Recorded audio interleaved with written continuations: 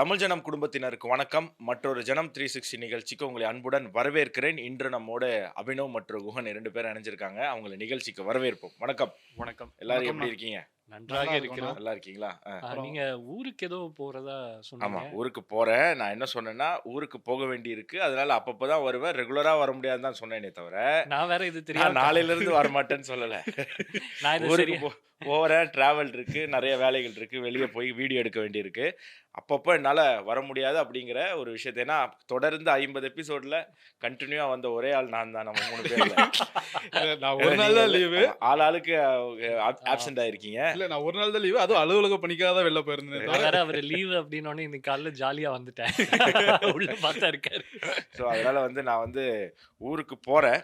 போகும்போது வரமாட்டேன். ஆனா நான் இன்னைக்கு போல. சரி, அதுவும் அவங்களுக்கு முக்கியமா இன்னைக்கு ஒரு முக்கியமான விஷயம். ஒரு அண்ணன பத்தி பேசணும்.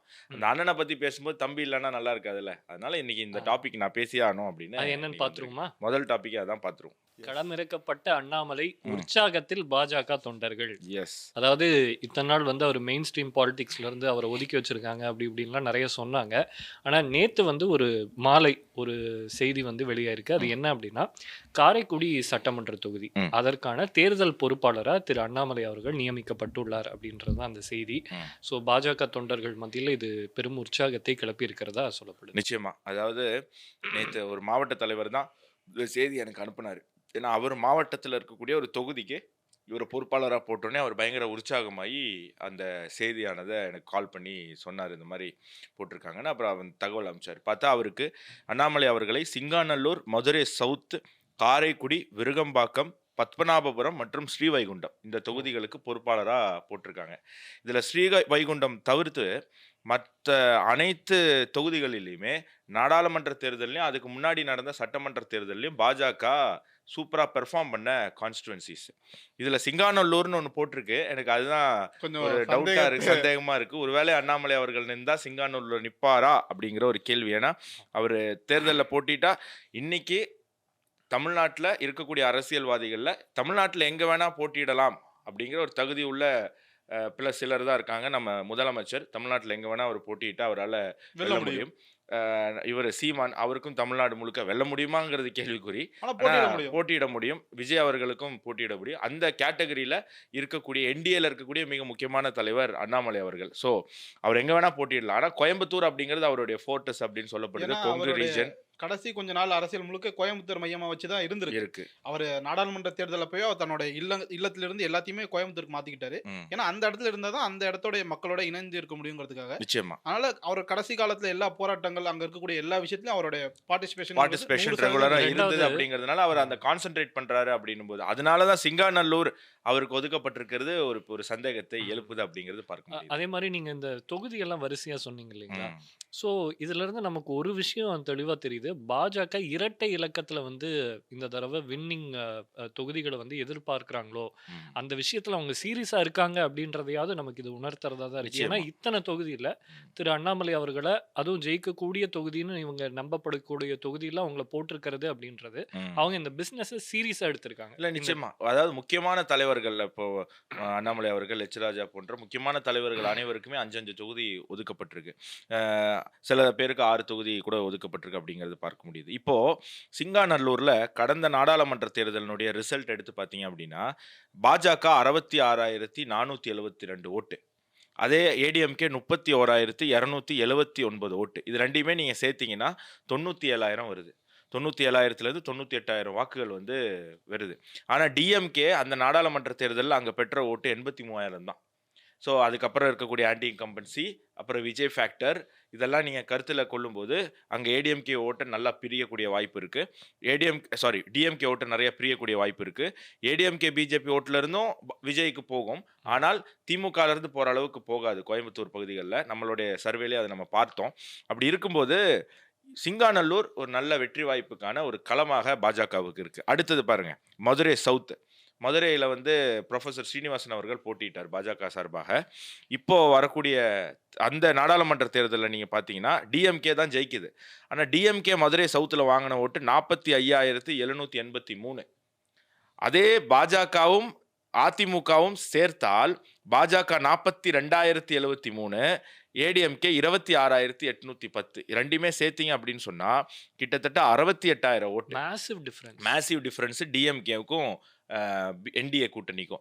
ஸோ மதுரை சவுத் அப்படிங்கிறது ஷுவர் ஷார்ட்டாக பாஜக கூட்டணி வெல்ல போகுது அப்படிங்கிறதுல மாற்று கருத்து இல்லை. அடுத்தது அப்படியே காரைக்குடி வாங்க. டிஎம்கே 76,767. ஸோ 76,000 வாக்கு வாங்கி டிஎம்கே கேண்டிடேட் அங்கே ஜெயிக்குது.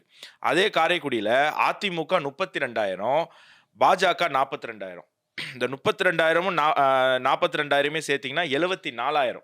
அப்போ கூட டிஎம்கே 2,000 அதிகம் நீங்கள் சொல்லுவீங்க. ஆனால் அங்கே நின்றது பாஜக நிற்கல. சிவகங்கை சட்டமன்ற தொகுதியில் என்டிஏல போட்டியிட்டது நம்ம யாதவ் ஒருத்தர் இப்போ ஜெயிலில் இருக்காருல்ல, தேவநாத யாதவ், அவர் போட்டிட்டாரு. ஸோ பிஜேபி வேட்பாளர் அங்கே போட்டிட்டு இருந்தா இந்த 42,000ங்கிறது அப்பவே 60,000 மாறி இருக்கும்.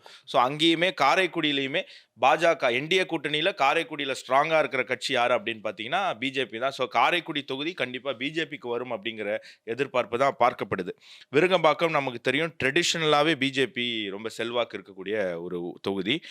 நம்ம தமிழிசை அக்கா கூட 1-2 தடவை அங்கே போட்டிட்டு இருக்காங்க. ஸோ விருகம்பாக்கத்தில் 69,000 வாக்குகள் பெறுது டிஎம்கே. இங்கே பார்த்தீங்கன்னா பிஜேபியும் ஏடிஎம்கேயும் சேர்த்தா அது 67,000 வாங்குறாங்க. இப்போ 2,000 ஓட்டு தான் வித்தியாசம். அங்கேயுமே ஒரு பெர்ஃபார்மன்ஸ் கொடுத்தா ஜெயிக்க முடியும். பத்மநாபபுரத்துலேயும் 96,000 வாக்குகள் வாங்குது திமுகவும் காங்கிரஸும். பாஜகவும் அதிமுகவும் சேர்ந்தா அதே 91,000 வாக்குகள் வாங்குறாங்க. ஆனால் இந்த தடவை விஜய் எப்படி கோயம்புத்தூரில் திமுக ஓட்டை பயங்கரமாக பிரிக்கிறாப்புலையோ அதே மாதிரி கன்னியாகுமரி பகுதிகளிலையும் இந்த திமுக காங்கிரஸ் கூட்டணியினுடைய வாக்கை பெருசாக பிரிக்க போகிறாரு. திமுக காங்கிரஸ் கூட்டணிக்குள்ளேயே இணக்கம் இல்லாத சூழ்நிலை உருவாகிறதுனால அங்கேயுமே பாஜக. ஸோ இந்த 5 தொகுதியுமே மிக முக்கியமான தொகுதிகள் பாஜகவுக்கு. அந்த மிக முக்கியமான குரூஷியல் தொகுதிகளை அண்ணாமலை அவர்கள் மேற்பார்வையில் கொடுக்கணும்னு சொல்லியிருக்காங்க. இதில் ஸ்ரீவைகுண்டம் மட்டும்தான் மேசிவ் டிஃபரன்ஸ் இருக்குது. ஸோ ஸ்ரீவைகுண்டத்தில் எதுக்காக கொடுத்துருக்காங்க அப்படிங்கிறத நம்ம பொறுத்திருந்து தான் பார்க்கணும். அதில் வேறு ஏதாவது ஸ்ட்ராட்டஜி இருக்கா அப்படின்னு எனக்கு தெரியல.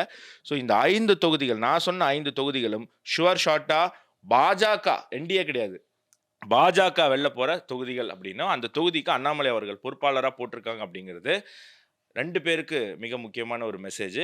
ஒன்று திமுக கூட்டணிக்கு, இன்னொன்று அண்ணாமலை அவர்களை ரொம்ப நாளாக சிறுமைப்படுத்தி கொண்டிருக்கக்கூடிய வேற சிலருக்கும் இது ஒரு மிகப்பெரிய மெசேஜாக நான் பார்க்கிறேன். தொடர்ந்து பாஜகவை எப்போ பார்த்தாலும் அது ஒரு நோட்டா கட்சின்னு சொல்லக்கூடிய ஒரு போக்கு இருக்கு. ஆனால் இந்த நம்பர்ஸ் பார்க்குறவங்களுக்கு ஒரு விஷயம் தெளிவாக தெரிஞ்சிருக்கும். பாஜக is not a NOTA party. அவர்களுக்கு ஒரு ஸ்ட்ராங்கான ஓட் பேஸ் நம்ம நிறைய தொகுதிகள் இருக்கு. ஒரே ஒரு மைனஸ் என்ன ஆயிருக்கு அப்படின்னா ஜெயிக்கிறதுக்கு தேவையான அந்த மேஜிக் நம்பர்ஸ் அதை மட்டும் என்ன சொல்றது ஒரு குறுகிய வட்டத்துக்குள்ள அவங்க விட்டுறாங்க. மற்றபடி அவங்களுக்கான ஸ்ட்ராங் ஓட் பேஸ் இருக்கு. இப்ப அந்த மேஜிக் நம்பர்ஸை ஏடிஎம்கே மூலமா அவங்களால பேலன்ஸ் பண்ண முடியும். நான் சொன்ன இந்த 5 தொகுதியில டிஎம்கேன்னு சொல்றதெல்லாம் டிஎம்கே கூட்டணி. சில இடத்துல டிஎம்கே நிக்கல. உதாரணத்துக்கு மதுரையில கம்யூனிஸ்ட் இருந்தாங்க. ஸோ டிஎம்கே அப்படின்றது அந்த கூட்டணியை நான் சொல்றேன். ஏன்னா அந்த கூட்டணிக்கு பேரெல்லாம் கிடையாது, மதசார்பற்ற கூட்டணின்னு ஏதோ காமெடி பண்ணிட்டு இருக்காங்க. அதனால அது டிஎம்கேனா டிஎம்கே கூட்டணி. இந்த பக்கம் பிஜேபி அதிமுக தனித்தனியா நின்றது. அது சேர்ந்தால் எவ்வளவு ஓட்டு வரும்னு நான் சொல்லியிருக்கேன். சேர்ந்து நிற்கும் போது அந்த ஓட்டு கூடும். இன்னும் ஜெயிக்கிறதுக்கான வாய்ப்பு அதிகமா இருக்குன்னு போது இன்னும் நிறைய பேர் மக்கள் ஓட்டு போடுவாங்க அப்படிங்கறத விஷயம். ஸோ மேசிவா இருக்கு. நல்ல ஒரு ஸ்கெட்ச் போட்டிருக்காங்க. முக்கியமான ஒரு தலைவருக்கு அந்த தொகுதிகளினுடைய பொறுப்பாளராக அறிவிச்சிருக்காங்க. இன்னும் சில தொகுதிகளுக்கு இன்னும் சில தலைவர்களை அறிவிச்சிருக்காங்க. ஸோ நிச்சயமா அபினவ் சொன்ன மாதிரி வரக்கூடிய சட்டமன்ற தேர்தலில் பாஜக இரட்டை இலக்கை தாண்டும் அப்படிங்கிறது மாற்று கருத்தே கிடையாது. இது இங்கே தமிழ்நாட்டில் உறுதி செய்யப்பட்ட தொகுதிகளாகவே நம்ம கன்சிடர் பண்ண எஸ், பாஜகவுக்கு உறுதி செய்யப்பட்ட தொகுதிகளாகவே நம்ம இதை பார்க்கலாம் அப்படின்னு தான் எனக்கும் தோணுது. ஏன்னா இந்த 5 + ஸ்ரீவைகுண்டம் இது எல்லாமே பாஜக ரொம்ப நாளா டார்கெட் பண்ணிட்டு இருக்கக்கூடிய தொகுதிகள். அந்த தொகுதிகளுக்கு அதிமுகவிடம் பேசி அதற்கான ஒப்புதலையும் வாங்கியிருக்கலாம். அதனாலதான் இந்தந்த தொகுதிகளில் இவர் பொறுப்பாளரா போட்டிருக்காங்க அப்படிங்கிறது என்னால புரிஞ்சுக்க முடியும். ஆல்ரெடி இதுல ஆடட் அட்வான்டேஜ் யாருன்னா அண்ணாமலை அவர்கள். ஆல்ரெடி அந்த தொகுதிகளில் போன வாட்டி என்ன மிஸ்டேக் ஆனிச்சுன்னா ஏடிஎம்கேக்கும் பாஜகவுக்கும் கிட்டத்தட்ட வாக்களிக்கக்கூடிய வாக்காளர்கள் ஒரே மைண்ட் செட் உள்ளவங்க. ஆனால் அவங்க 2 பேரும் பிரிஞ்சதுனால தான் இந்த டிஃப்ரெண்ட் விழுந்தது. இப்போ இவங்க 2 பேரும் சேர்றாங்க போது இன்னும் அதிகமாக தான் அது மாறும். அது அண்ணாமலைங்கிற ஒரு ஆள் வரும்போது அது இன்னுமே அதிகமாக அந்த யங்ஸ்டர்ஸ் மத்தியில் அந்த ஓட்டை இழுக்கிறதுக்கான வாய்ப்பு அதிகமாக இருக்கு. ஸோ அண்ணாமலை அவருடைய ஃபாலோவர்ஸுக்கும் பாஜக தொண்டர்களுக்கும் மகிழ்ச்சியான செய்தி அப்படிங்கிறது இந்த செக்மெண்ட்ல நம்ம பார்ப்போம். இவங்களுக்குலாம் சந்தோஷம் தான். கொஞ்சம் பேர்லாம் இதை வச்சுதான் இவ்வளவு நாள் யூடியூப் சேனல்ல கண்டென்ட் பேசிட்டு இருந்தாங்க. அவங்க நிலைமை நினைச்சாதான் இப்ப கஷ்டமா இருக்கு. அண்ணாமலை அவரை அனுப்பி விட்டார்கள். அண்ணாமலை தனி கட்சி தொடங்க விட்டார்கள். தனி கட்சி தொடங்க போகிறார். மனவேதனையில் இருக்கார். வேற அவருடைய இயக்கங்களை வச்சு வேற விஷயம் பண்றாரு. இப்படி பல உருட்டுகள்லாம் உருட்டிட்டு இருந்தாங்க. இப்ப அவங்க எதை வச்சு பேசுவாங்க? ஒட்டுமொத்தமா வாயடிச்சு என்டிஏ கூட்டணியில நல்ல இணக்கம் உருவாகி உருவாகி. அந்த கூட்டணி வந்து மேலும் மேல மேல போயிட்டு இருக்கக்கூடியதை நம்ம பார்க்கிறோம். இந்த பக்கம் இருக்கிற கூட்டணி டெய்லி அடிச்சுக்கிறதையும் நம்ம பார்க்கிறோம். அது அடுத்தடுத்த செக்மெண்ட்ல பார்ப்போம். ஸோ நிச்சயமா. Next segment. இப்போ என்னன்னா, இப்ப என்டிஏ கூட்டணி ஸ்ட்ராங் ஆயிடுச்சா, அப்போ ஆளும் கட்சி தரப்புல ஒரு பயம் வந்திருக்கோ அப்படின்ற ஒரு சந்தேகம் எழுது. ஏன்னா, அந்த சந்தேகத்த வெளிப்படுத்தும் வகையில ஒரு முக்கியமான தலைவர் சில கருத்துக்கள முன் வச்சிருக்காரு. சரி, யார் அவர் அப்படின்றத பார்த்துருவோம். பார்த்துருவோம். ஸோ தங்கம் விலை உயர ஓ! பாஜக காரணமா? சபாநாயகர் அப்பாவு புது விளக்கம். முதல்ல அந்த வீடியோ நேயர்கள் பார்த்துட்டு வந்துட்டோம். தங்கம் யார் விற்கிறா வாங்குதா பாருங்க நீங்க. அத்தனை பேரும் மாண்புமிகு பாரத பிரதமருடைய ஆட்கள். சாமானிய மக்கள்கிட்ட இருக்க பணத்தை பிடுங்குறாங்க. நீங்க 1 பவுன் 1/2 பவுன் தங்கம் வச்சு தாலியை கட்டி கொடுக்க முடியுமா நம்ம பிள்ளைகளுக்கு? எங்க வெள்ளியில கொலுசு போடும், தங்கத்துல போடாத பிள்ளைகள் பாவங்கள். அது எவ்வளவு நீங்க ஏத்திருக்கீங்க? நீங்க இன்னைக்கு 2 மடங்கு 3 மடங்கு ஏற்றிக்கல. 1.25 லட்சம் ரூபா 1 பவுன் தங்கம் எப்படிங்க சாமானிய மக்கள் வாங்குவோம்? இந்த அரசு இது சாமானிய மக்கள் பாதிப்பாங்க. அவங்ககிட்ட இருந்தா பணத்தை கொள்ளையடிக்கிறாங்க. அதை தடுத்து நிறுத்ததுக்கு என்ன செய்யிருக்கேன்னு யார்கிட்டயா போய் கேளுங்க. நீங்க ஒன்றிய அரசுல நிதியமைச்சருங்க இருக்காங்க. இந்த தங்கத்தினுடைய விலை இவ்வளவு வேகமா போகுது, அதை குறைக்க என்ன நடவடிக்கை எடுத்திருக்காங்க சொல்லுங்க. தமிழ்நாட்டில் தக்காளி விலை 100 ரூபான்னா கவர்மெண்ட்டே கொள்முதல் பண்ணி 20 ரூபாய்க்கு தக்காளியை கொடுக்கு. மத்திய அரசு அந்த நடவடிக்கை ஏதாவது எடுத்திருக்கா? ஏன்னா செய்கிறது முழுதும் அவங்களுடைய நம்முடைய மாண்புமிகு பாரத பிரதமருக்கு நெருக்கமானவர்கள் தான் தங்கத்தையும் விற்கிறாங்க, வெள்ளியும் விற்கிறாங்க. வேற யாரும் விற்கலையா? பயங்கரமா பேசியிருக்காரு. எனக்கு ஃபர்ஸ்ட் டைம் பார்க்கும்போது என்னால சிரிப்பு சிரிப்பை அடக்க கட்டுப்படுத்தவே முடியல. நான் சிரிக்கலன்னு சொல்லி பார்க்க வேண்டியதா இருந்தது. முதல்ல யாராக இருந்தாலுமே நம்ம ஒரு விஷயத்த சொல்லும்போது அதற்கான உதாரணங்கள் அதை வந்து நம்ம சொல்லும்போது தான் அதற்கான வலிமை அப்படின்றது தெரிய வரும்.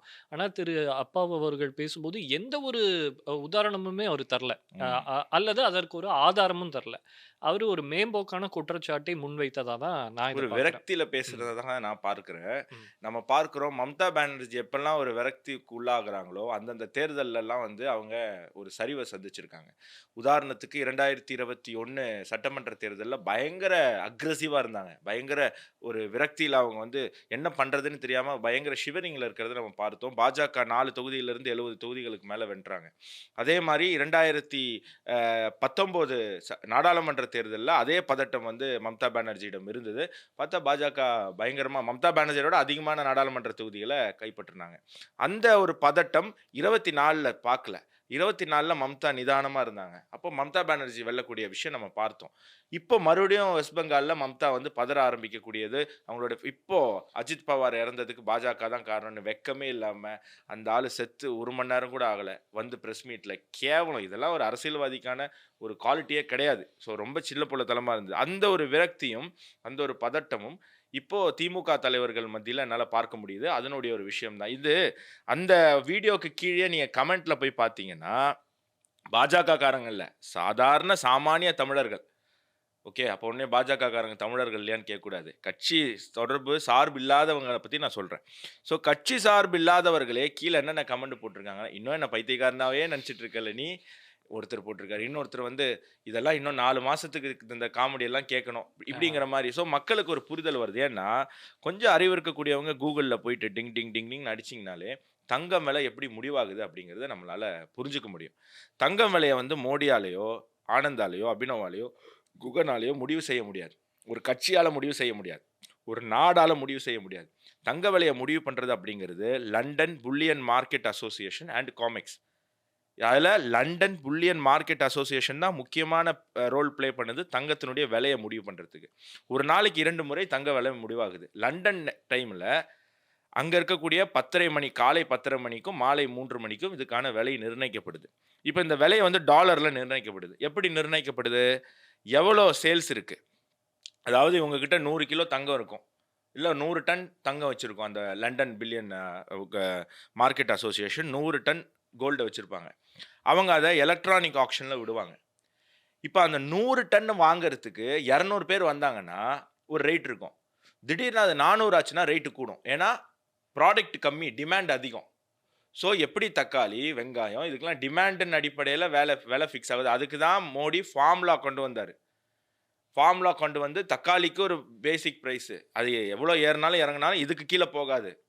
அதே மாதிரி இந்த மார்க்கெட்டில் வாங்கலையா நீ அந்த மார்க்கெட்டில் விற்றுக்கலாம், இல்லை நேரடியாக நீ ரீட்டைலுக்கு விற்றுக்கலாம், இல்லை நீ வந்து ரிலையன்ஸ் மாதிரி இருக்கக்கூடிய பெரிய நிறுவனங்களுக்கு விற்றுக்கலாம். உடுபவனே விலையை நிர்ணயித்து விற்கக்கூடிய ஒரு சிஸ்டம் தான் மோடி கொண்டு வந்து அதை எதிர்த்து இவங்க வந்து இந்த டிராக்டர் கோமாளிங்கெல்லாம் வந்து, நான் விவசாயிகளை சொல்லலை, விவசாயிகள் நீங்கள் டிராக்டர் வாங்குறதுக்கு கூட தமிழ்நாட்டில் இருக்கக்கூடிய விவசாயிகள்லாம் கஷ்டப்பட்டுட்டு இருக்காங்க. குஜராத் விவசாயிகள்லாம் நல்லா பணக்காரன் ஆகிட்டான், அவன் அறிவாளி, நல்ல ஆட்களை தேர்ந்தெடுக்கிறான். சரி, அது ஒரு பக்கம் இருக்கட்டும். அப்படி இந்த தங்கத்தின் விலையை நிர்ணயிக்கிறது டிமாண்ட் தான் வந்து உங்களுக்கு ரேட்டை ஃபிக்ஸ் பண்ணுதே தவிர, இவர் என்னமோ சொல்றாரு மோடியோட ஆட்கள் வந்து கோல்டு வாங்குறாங்க, மோடியோட ஆட்கள் கோல்டு வாங்குறதுனால மோடியோட ஆட்கள் தான் கோல்டையே வாங்கி விற்கிறாங்க, அதிகமா வாங்குறாங்களாம், அதனால வந்து விலை ஏறிக்கிட்டே போகுது அப்படின்ற மாதிரி சொல்றாங்க. எப்படி நீங்க வெங்காயத்தை விலை ஏறுது இல்ல, விலை இறங்குறதுக்கும் இதே தான் காரணம். அன்னைக்கு வந்து வாங்குறதுக்கு ஆள் இல்லைன்னா விலை குறைஞ்சிரும். அதனாலதான் இப்ப நேத்து பாருங்க 10,000 ஏறிச்சுன்னாங்க, இன்னைக்கு 600 ரூபா குறைஞ்சிருக்கான். சோ இந்த மாதிரி சிக்கல்லாம் வரதுக்கான இனி போக போக தங்கத்தோட விலை திரும்பவும் ஏறும் தான் சொல்றாங்க. ஏன்னா தங்கத்தோட இந்த விலை அப்படின்றது டைரக்டா டாலரோட லிங்க்டு. டாலர் எப்பப்பெல்லாம் ஸ்ட்ராங்கா இருக்கோ அப்பெல்லாம் தங்கத்தோட விலை குறையும். அதாவது தங்கத்தோட விலை குறையுதுன்னா இந்திய பொருளாதாரமும் பாதிக்கப்படுதுன்னு அர்த்தம். தங்கத்தோட விலை ஏறுது அப்படின்னா டாலர் பலவீனமாகுது அப்படின்னு அர்த்தம். இந்தியாவினுடைய பொருளாதாரம் ஸ்ட்ராங் ஆகுதுன்னு அர்த்தம். அப்போ இங்க இருக்கக்கூடிய கன்சியூமர்ஸ் அதை வாங்குறாங்கன்னு அர்த்தம். விலை ஏறதுனால யாரும் வாங்குறத குறைக்கல, அப்ப நம்மளுடைய பொருளாதாரம் அதிகரிக்குது. இந்தியாவே அவங்க பக்கம் இருக்கிற டாலர் இப்ப வித்துட்டு இருக்காங்க. ஏன்னா யூஎஸ் வந்து ரஷ்யா கிட்ட இருக்கிற யூஎஸ் டாலர் எல்லாம் செல்லாதுன்னு. நாளைக்கு இந்தியாவுக்கு அந்த மாதிரி ஒரு நிலைமை வந்தது அப்படின்னா இந்தியா அதனால என்ன பண்ணுதுன்னா கோல்ட வாங்குது, டாலர்ஸ் வித்துட்டு கோல்ட வாங்குது. இதுவும் ட்ரம்ப்புக்கு வந்து இந்தியா மேல வரக்கூடிய ஒரு கோவம். இப்போ கோல்டு விலையை இங்க குறைக்கணும்னா மத்திய அரசால என்ன அதிகபட்சம் என்ன பண்ண முடியும்னா 15% அவங்க வந்து பேசிக் கஸ்டம் டியூட்டி போடுறாங்கன்றாங்க, பிளஸ் 3% ஜிஎஸ்டிங்கிறாங்க. இந்த 18% தான் குறைக்க முடியும். ஆல்ரெடி அவங்க வந்து போன நிதியாண்டு பட்ஜெட்ல நிர்மலா சீதாராமன் கோல்டு மேல இருக்கக்கூடிய ஒரு டாக்ஸை குறைச்சு அன்னைக்கு ஒரு நாள்லயே 12,000 ரூபாய் விலை குறைஞ்சதை நம்ம பார்த்தோம். ஓகேவா, காங்கிரஸ் போட்டிருந்த ஒரு டாக்ஸை குறைச்சிட்டு இதுல இருந்து இன்னும் 18% இருந்து குறைச்சா கவர்மெண்ட்டுக்கு தேவையான நிதி குறையும் அப்படிங்கிறதுனால அது ரொம்ப பேசிக். மற்ற கண்ட்ரிலாம் பார்த்தீங்கன்னா அது 30% 40%லாம் கோல்டுக்கு போடுறாங்க, நம்ம ஒரு 18% தான் வருது. அதில் மாநில அரசு பாதி எடுத்துக்குதுன்னு வச்சுக்கோங்களேன்.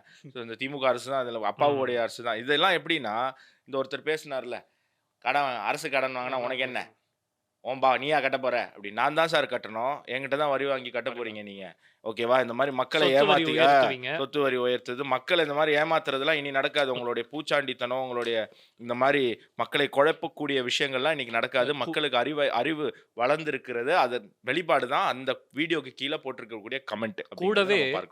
கூடவே அவர் சொல்றாரு, இந்த மத்திய அரசு வந்து நிறைய தவறுகள் பண்ணுதான். அதாவது ஸ்டாக் மார்க்கெட்டே இவங்க வந்து ஷெல் கம்பெனிஸை வச்சு தான் ரன் பண்றாங்க, அதனால வெளிநாட்டுல இருந்து முதலீடு வரதில்லை அப்படின்றாங்க. இல்ல இது ஒரு ஷெல் கம்பெனி பத்திலாம் இவருக்கு எப்படி தெரியுமா? அது தெரியல. ஃபர்ஸ்ட் அது உண்மையான்னு நம்ம யோசிக்க. கேட்டுட்டு வந்துட்டாரு, இல்ல கேட்டு வந்துட்டாரா பண்றாரா அப்படிங்கிற கேள்வி இல்ல, இவரே பண்றாராங்கிற ஒரு கேள்வி வாய்ப்பு இருக்கு. நிச்சயம். இப்போ விஷயம் என்ன அப்படின்னு சொன்னா, கடந்த 10 ஆண்டுகள்ல அமேசான் $11 பில்லியன் இந்தியால முதலீடு பண்ணியிருக்கிறதா தகவல். இவங்க கூகுள் $4.5 பில்லியன் வந்து முதலீடு பண்ணியிருக்கிறதா தகவல். Walmart 16 billion. இதையெல்லாம் வெளிநாட்டு நிறுவனங்கள் டைரக்டா முதலீடு பண்ணி அவங்க மட்டும் எடுத்துட்டு போல.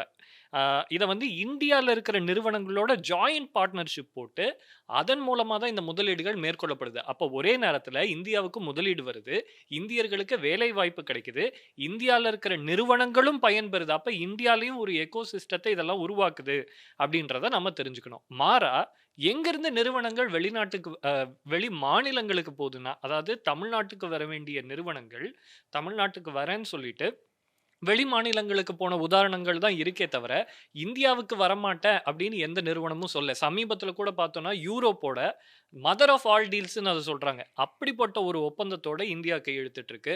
ஆஸ்திரேலியாவோட பிரதமர் மோடியை பாஸ் அப்படின்னு சொல்றாரு.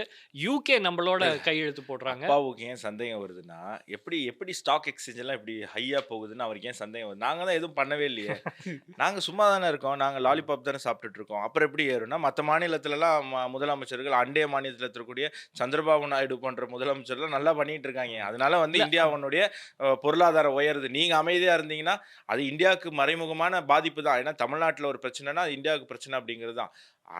நாங்க எதுவும் பண்ணல, எப்படி ஸ்டாக் எக்ஸ்சேஞ்ச் ஏறுது அப்படிங்கறது அவர் சந்தேகப்படுறாரு. அவருக்கு சொல்றோம், மத்த முதலமைச்சர்லாம் நல்லா பண்ணிட்டு இருக்காங்க ஐயா, சந்திரபாபு நாயுடு நல்லா பண்ணதுனால தான் இந்த ஹாசங் என்டர்பிரைஸ் அப்படின்ற இந்த ஃபுட்வேர் நான் லெதர் ஃபுட்வேர் தயாரிக்கிற நிறுவனம் தமிழ்நாட்டுக்கு வரதா இருந்தது. 1700 கோடி ரூபாய் முதலீடு செய்வதாக இருந்தது. அது ஆந்திராவுக்கு போயிடுச்சு. ஃபாக்ஸ்கான் நிறுவனம் மிகப்பெரிய முதலீடு பண்ண போகுதுன்னு இவங்களே சொன்னாங்க. ஆனால் அது ஃபாக்ஸ்கான் நிறுவனம் மறுத்துருச்சு. இப்படி இது வந்து மேலோட்டமா தெரிஞ்சது. இப்படி பல நிறுவனங்கள் இந்த மாதிரி தமிழ்நாட்டுக்கு வரதா இருந்து போனதா தகவல் இருக்கு. பாவம் மனசு வேதனை அடைஞ்சிருவாங்க. இவ்வளவு எல்லாம் சொன்னீங்கன்னா என்னதான் அப்பாவு அவர்கள் வந்து எகிரி குதிச்சு பெல்ட்டி அடிச்சு என்னதான் ஸ்டண்ட் பண்ணாலும் அடுத்த தடவை நீங்க உங்களுக்கு வந்து எம்எல்ஏ சீட்டும் கிடையாது, உங்களுக்கு வந்து ஸ்பீக்கர் போஸ்ட்டும் கிடையாது அப்படிங்கறத நீங்க உணரணும் அப்படிங்கறத நான் சொல்லிக்க விரும்புறேன். ஸோ நெக்ஸ்ட் டாபிக் என்ன? நெக்ஸ்ட் டாபிக் நமக்கு தெரியும், ராகுல் காந்தியை பாக்குறது கனிமொழி அவர்கள் டெல்லி போயிருந்தாங்க. போயிட்டு வந்துட்டு சில கருத்துக்கள் தெரிவிச்சிருக்காங்க. அதுதான் டைரக்ட் நமக்கு தெரியும். கடைசி கொஞ்ச நாளா காங்கிரஸும் திமுகவுக்கும் என்ன மாதிரியான ஒரு உறவு போயிட்டு இருக்குன்னு. அதுல இவங்க சொன்ன கருத்து இன்னும் அதை டாபிக் போறதுக்கு முன்னாடி ஸ்டார்டிங்லயே வழக்கமா சொல்லுவோம், இந்த தடவை ஒரு சேஞ்சுக்காக நடுவுல சொல்லலாம். தமிழ் ஜனம் சேனலை சப்ஸ்கிரைப் பண்ணாம நம்ம வீடியோ பார்த்துட்டு இருக்கீங்கன்னா மறக்காம சப்ஸ்கிரைப் பண்ணிட்டு தொடர்ந்து பாருங்க அப்படிங்கறத பணிவன்புடன் கேட்டுக்கொள்கிறேன். சோ இப்போ டாபிக் கண்டினியூ பண்ணுங்க. சரி, என்ன நடந்திருக்கு அப்படின்னா, இந்த தடவை கூட்டணி அமையணும் அப்படின்னா ஆட்சியில பங்கு வேணும் அப்படின்ற ரொம்ப நாளா காங்கிரஸ் தீவிரமா இருக்கு. இதனால ராகுல் காந்தி ஒரு பிரஷருக்கு தள்ளப்பட்டிருக்காரு. ஏன்னா கீழே இருக்கிறவங்க தான் பிரஷர் போடுறாங்க. அவருக்கு ஆசை இருக்கிற மாதிரி தெரியல, கீழே இருக்கிறவங்க ஒரு ப்ரெஷர் போடுறாங்க. இவருக்கு வேற வழி இல்லை.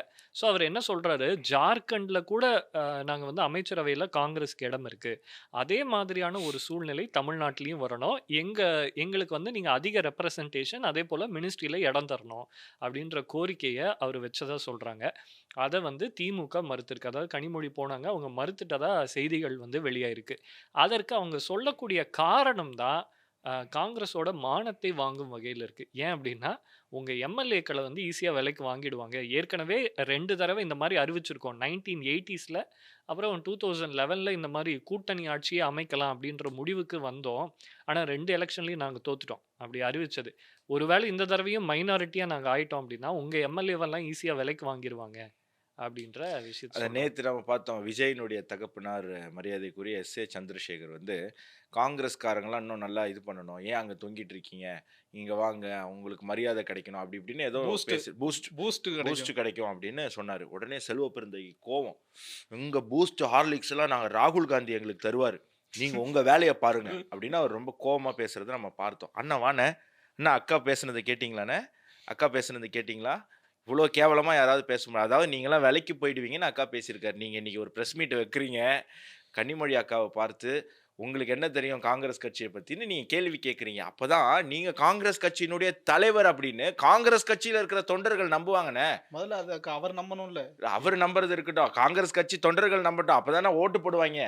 அவர் ஏதோ நம்பிட்டு போறாரு, நான் இருக்கேன் இல்லைன்னு ஏதோ நம்பிட்டு போறாரு. முதல்ல தன்னை காங்கிரஸ்காரர் முதல்ல இன்னுமே ரொம்ப ஸ்ட்ராங்கா அவர் நம்பணும். என்ன காரணம்னா அவர் கடந்து வந்த பாதைகள் அப்படி. இன்னும் 3வது கட்சியில இருக்காரு, அவர் 5வது வந்துட்டாரு. அவர் விசிகா சித்தாந்தத்தை இது பண்றதா இல்ல திமுக அவங்க கூட இருந்த சித்தாந்தத்தை ஃபாலோ பண்றதா, பிஎஸ்பில இருந்ததை ஃபாலோ பண்றதா, இப்படி அவர் பல அண்ணனுக்கு இது 5வது கட்சி. ஆனா அண்ணன் இன்னும் 3வது கட்சியில இருக்காரு மைண்ட் செட்ல அப்படின்னு எனக்கு தோணுது. அண்ணா கன்னிமொழி அக்கா வந்து இப்படி பேசிருக்க கூடாதுன்னு காங்கிரஸ்காரங்களுக்குலாம் வந்து பயங்கர கோவம் வருது. நீங்க கண்டிப்பா வந்து ஒரு பிரஸ் மீட் வச்சு எஸ்.ஏ. சந்திரசேகர் அவர்களை எப்படி விமர்சனம் பண்ணீங்களோ, பக்காவா கலாய்ச்சிங்களோ, அந்த மாதிரி அக்காவுக்கு நீங்க ஒரு பதிலடி கொடுக்கணும் அப்படிங்கிறது தான் காங்கிரஸினுடைய தொண்டர்களுடைய.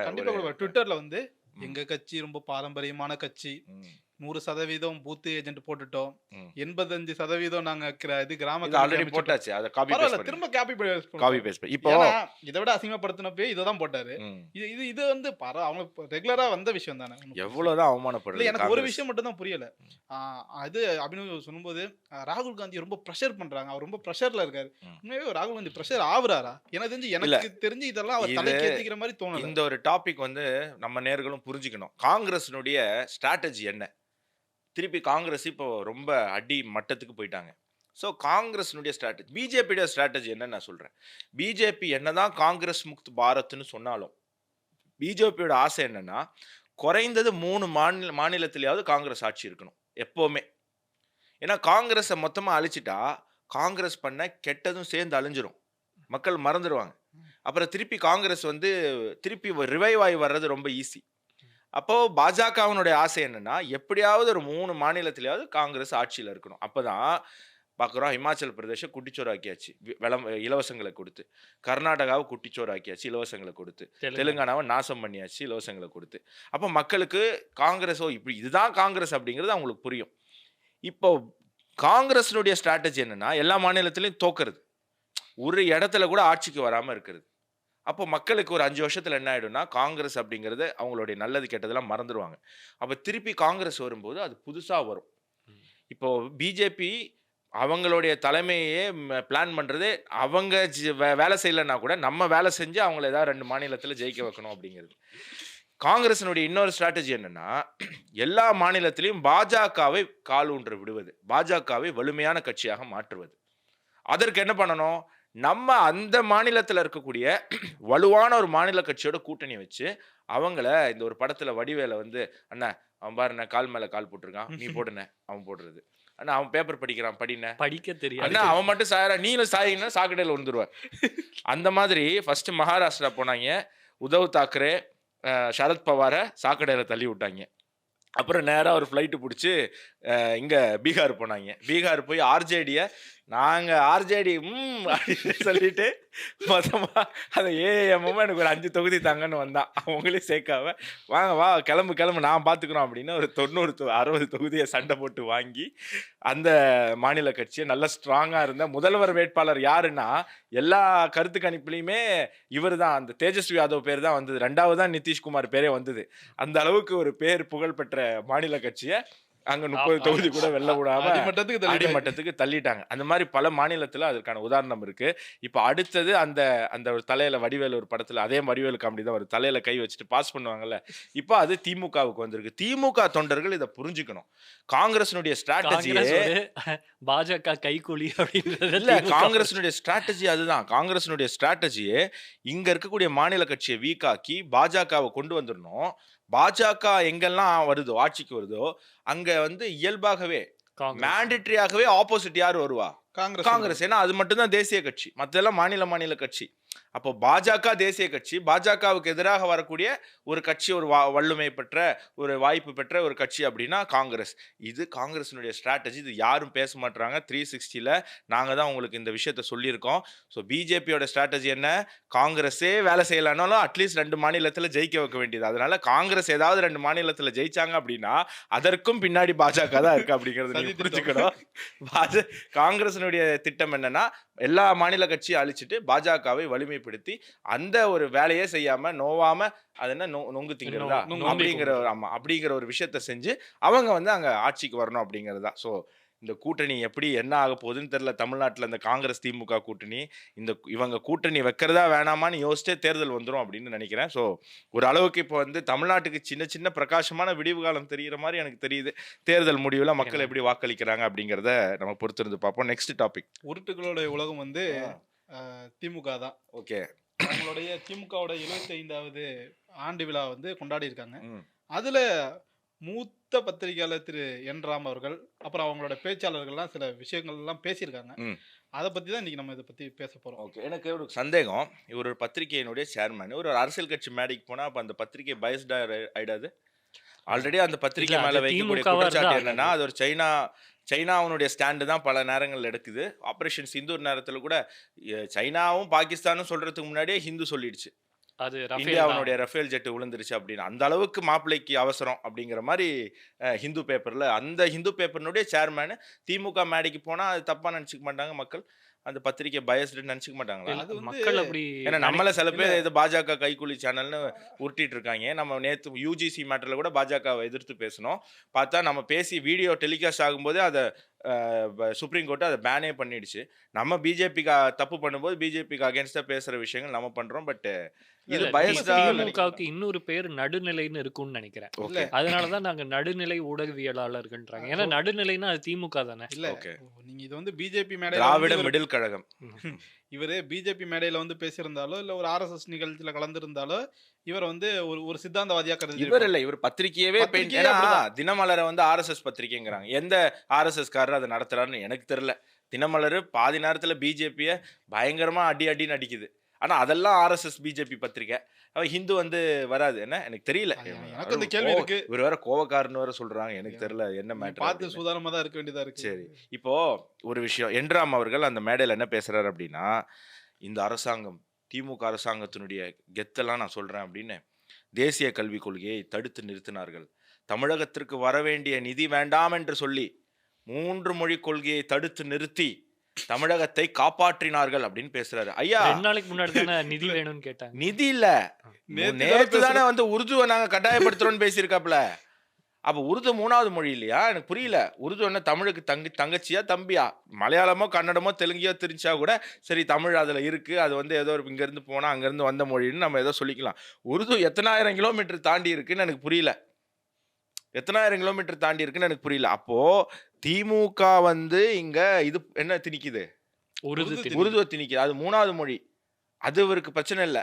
ஆனா தேசிய கல்விக் கொள்கை மூலமாக மத்திய அரசு இங்க தெலுங்கு தாய்மொழியா கொண்ட தெலுங்கர்களுக்கு தெலுங்கு படிக்கக்கூடிய வாய்ப்பை உருவாக்கி தந்தா தப்பு. கர்நாடகால தமிழ் படிக்க வாய்ப்பு ஏற்படுத்தி கொடுத்தாலும் தப்பு. உத்தரப்பிரதேஷ்ல மலையாளம் படிக்க வாய்ப்பு எடுத்து கொடுத்தா தப்பு. அதாவது மலையாளம் தமிழ் தெலுங்கு தப்பு, உருது வந்து சரி. இல்ல என்ன பொறுத்த வரைக்கும் இன்னொரு ஒரு முக்கியமான விஷயம் நம்ம கவனிக்கணும். ஹிந்தியை எல்லாருமே வந்து வடமொழின்றாங்கல்ல. ஹிந்தி கூட ஒரு இந்திய மொழி. ஆனா உருது அப்படின்றது இந்திய மொழியா நம்ம இப்பதான் எடுத்துக்கிறோம். ஆனா உண்மையில அதனுடைய ரூட் எங்க இருக்குன்னு பார்த்தா அரபிக்லயும் பாரசீகத்திலயும் தான் இருக்கு. அரபி எழுத்தும் பாரசீக காரி போலின்னு ஒரு மொழி இருந்தது. அந்த மொழியில இவங்க வந்து பாரசீக மொழியை வந்து திணிக்கிறாங்க, அரபி மொழியை திணிக்கிறாங்க. அது பின்னாடி மருவி உருதுன்னு இல்லைங்க. உருது பாகிஸ்தானுடைய ஒபிஷியல் லாங்குவேஜுங்க. அது தமிழ்நாட்டுல திணிக்கலாமாங்க? பாகிஸ்தான் தமிழ்நாட்டோட அண்டிய மாநிலமாங்க? எனக்கு புரியல.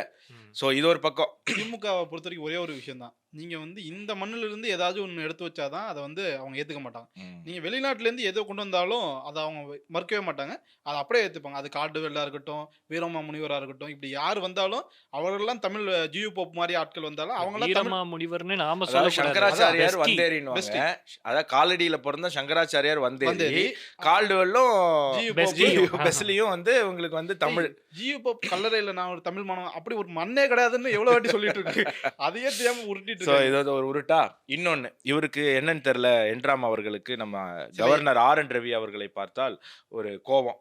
இப்ப பாரு RN ரவிக்கு அகேன்ஸ்டாவே பேசிக்கிட்டு இருக்காரு. எனக்கு ஏன்னா ஒருவேளை பாஜக ஆட்சி போய் காங்கிரஸ் திமுக ஆட்சி வந்தா இவர் கவர்னர் ஆக்குவாங்களோ அப்படிங்கிற ஒரு ஆசையில எப்படி கவர்னர் இருக்கணும் அப்படின்னு நான் காட்டுறேன் அப்படின்னு அவர் கவர்னர் ஆகிறதுக்கான ஆசையோன்னு தெரியல. அவர் வந்து இந்த மாதிரி ஓகே. இவரு என்ன சொல்லியிருக்காரு? திமுகவோட பேச்சாளர் போல இவர் ஒரு குற்றச்சாட்டு ஒரு அமைப்பு மேல வைக்கிறாரு. யாருன்னா RSS சமீபத்துல கடந்த ஆண்டுல ஒரு டெல்லியில அவங்களோட தலைமை அலுவலகம் சொல்ல முடியாது, ஏன்னா அவங்க தலைமை அலுவலகம் நாக்பூர்ல இருக்கு. டெல்லியில ஒரு அலுவலகம் திறக்கிறாங்க. டெல்லி தலைநகரம் முக்கியமான அலுவலகம்னு வச்சுப்போம்.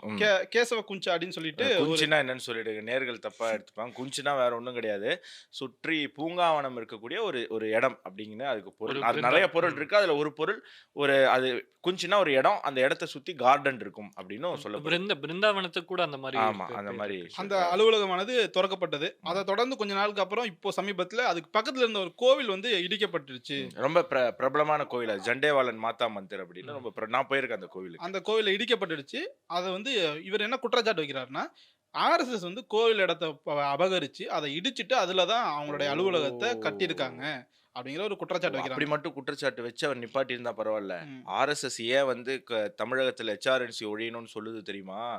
ஏன்னா HRNC ஒழிச்சா இதெல்லாம் பிரைவேட் கையில் போயிடும். இப்ப டெல்லியில பாருங்க, அவங்க ஆபீஸ் இருக்கு, அந்த ஆபீஸ் பக்கத்துல ஒரு கோவில் இருக்கு, அங்க HRNC கிடையாது. அந்த கோவிலுக்கு வந்து பிரைவேட் ட்ரஸ்டி தான். அந்த ட்ரஸ்டி வந்து RSS கைக்குள்ள போட்டு அந்த கோவில் இடிக்கிறதுக்கான எந்த கோவில் இடிச்சதுன்னு முதல்ல நீங்க சொல்லணும். பொய் சொல்லிட்டு இவங்க மன்னிப்பும் கேட்க போறது இல்லை, வருத்தமும் தெரிவிக்க போறது இல்லைன்னா இதெல்லாம் தொடச்சிட்டு போற கேஸ்.